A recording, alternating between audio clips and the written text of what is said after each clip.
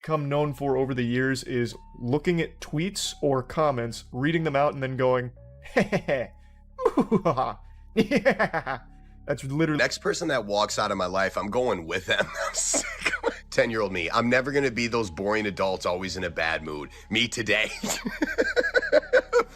He went from posting random screenshots to running a whole podcast, and somewhere in that transition, he turned into a walking headline. That shift did not happen quietly. What started as light meme content slowly turned into constant controversy, and now his name trends for reasons that have nothing to do with jokes. It is Bentellect. Lately, he has been accused of leaning on OF collaborations just to keep his name buzzing, and critics say he flipped what used to be a harmless meme page into a messy PR situation. Look at his first apology. I've recently been accused of some heinous actions and would like the opportunity to share my disgust at these accusations.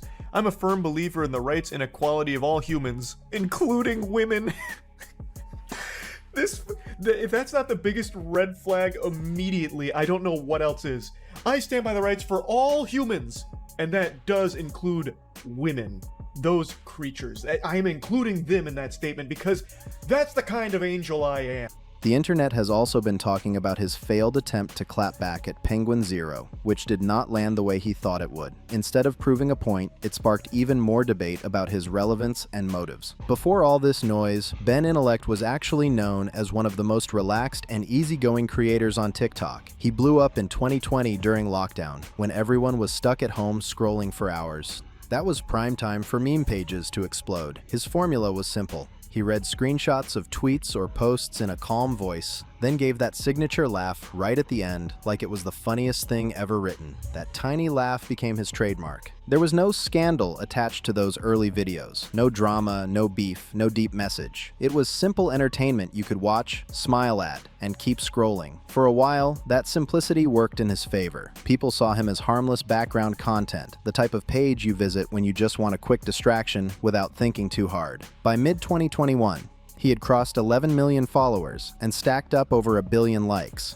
He expanded to YouTube and flooded the platform with content. This whole convo, I don't care what anyone says about it, this right here, I don't know who put it out, fake. Oh my god, I've dealt with Bentellect too, actually he's bothered a lot of women. Where's the name? This is just a text message, and people take it as like a story. It's not a story. Let me just say this. The story is that I started a podcast to leverage my fame to sleep with women. False. There's a lot being said about me on the internet right now, and I just wanted to clear the air. The first thing I want to say is I'm sorry to anyone that I've made feel uncomfortable. I want to say to any girl who I've been rude to, whether through text or in person, that I'm sorry. I understand that me being sorry does not excuse that kind of behavior. I will continue to work on myself. Posting more than 3,000 videos built on the same structure, the numbers were massive, over 4 billion total views. On paper, it looked unstoppable. But then the comments started shifting. Instead of laughing along, viewers began pointing out that the format never changed. The same recycled meme structure showed up every day. People wrote things like, "Bro, we've seen this meme 5 times already." That is when the conversation flipped. Posting nearly identical videos daily may have boosted the algorithm, but it also planted the first seeds of criticism about creativity, effort, and whether the brand was running on autopilot. It started to show in the content. The meme quality dipped, the delivery felt rushed, and viewers could tell the spark was fading. Then the algorithm shifted. New creators were popping up with fresher formats, and Bentellect's numbers started sliding fast. Seems like the only thing on this guy's mind is and how he's never getting it, I guess, but is very desperate too, and will do it by any means necessary to try and achieve coitus. I would argue that Charlie reading strangers' private text messages makes him and his followers more of a creep than me texting a girl. But there's an idiot born every second, and a lot of them are following moist. That steady climb he once had suddenly looked shaky. To keep his name circulating, he leaned harder into collaboration videos, especially with women who had OF accounts. On the surface, it looked like simple networking, 2 creators teaming up for exposure. Nothing unusual about that, but according to some of the women involved, the energy behind the scenes felt very different from the relaxed persona he showed on camera. In early 2025, adult content creator Jordan Max posted a tweet that turned everything up. She claimed Bentellect had been messaging her privately, asking to collaborate. She wrote, "I was invited to be on a podcast by a pretty popular TikTok creator, and 3 hours before we were supposed to record, he asked me if I wanted to make an OF video with him, which I declined. And 1 hour before we were supposed to meet up, he canceled." This one's a lot more vintage Ben, so this was a different kind of relationship these two had as opposed to just the podcast hustle he keeps trying to run. They start by saying, I guess it's just not meant to be. Ben says, facts, no hard feelings, but yeah, it ain't working. So then they part ways, or so it would seem. Ben has a couple of parting words here. He says, for your future self, if you're going to turn around on a guy and say, hey, I'm not down for friends with benefits shit, just say that before you go through all the bullshit. Boring as not my problem that you turned around and quit drinking because you're an alcoholic and now pass out at 8 p.m. fucking out, bitch.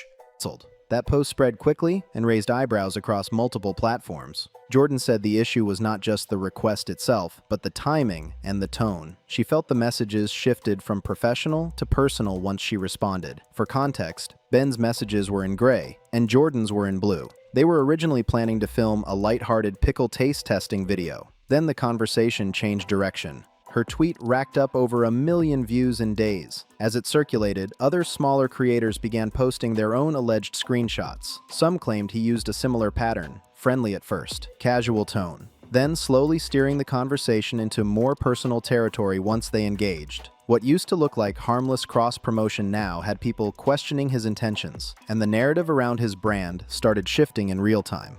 Another woman jumped into the conversation and wrote, OMG, I've dealt with Bentellect too actually. He's bothered a lot of women. I don't have any screenshots from our 3-day hangout, but he told me he loved me and asked me to move in right away. He also drank 2 1.75 liquor bottles of mine a day. He is an alcoholic and needs to seek help immediately. It seems like you're trying desperately to get into but keep getting rejected and can't handle it. So how can you have the gall to try and shame them for it when you are desperately trying to do it yourself? If I say goodnight and an hour later you see me online, it's not that I lied, it's just that I failed. Imagine being so single that when you listen to a romantic song, nobody comes to your mind. I mean, who the F declines calls and texts was immediately. That comment added even more heat to an already tense situation. None of the messages being shared were illegal on their own, but the repeated pattern painted a messy picture. To a lot of viewers, it started to look less like innocent networking, and more like someone using collaborations as a doorway to get personal with women in the industry. The vibe felt off. What used to be seen as harmless creator link-ups now looked calculated and awkward. Bentellect responded with a short TikTok denying the accusations. He did not go into deep detail, and he did not directly break down Jordan's specific claims. Instead, he kept it brief and general. That choice backfired. Many people online felt he was sidestepping the core issue rather than addressing it head-on. The comment sections turned ruthless. One viral reaction mocked the apology format, saying, "This apology is sponsored by ChatGPT. I'm sorry for making people uncomfortable. Incorrect. I'm sad I got caught. Correct." Viewers also pointed out that he seemed to be holding back a laugh in the video, which only made things look worse in their eyes.